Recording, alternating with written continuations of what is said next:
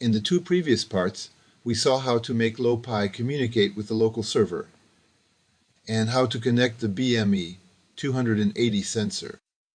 We will implement everything to create a Wi-Fi thermometer. The Wi-Fi_temperature.py program will create time series that can be processed by the server to be sent to beebotte. For the time series, we need CBOR on the LoPy. We will use another library defined by KPN. The name is different, but the dump_s function works the same way. Don't forget to modify the server's IP address in the program, and there you have it. Our LoPy regularly sends data. On the server side, we launched the communication program with beebotte.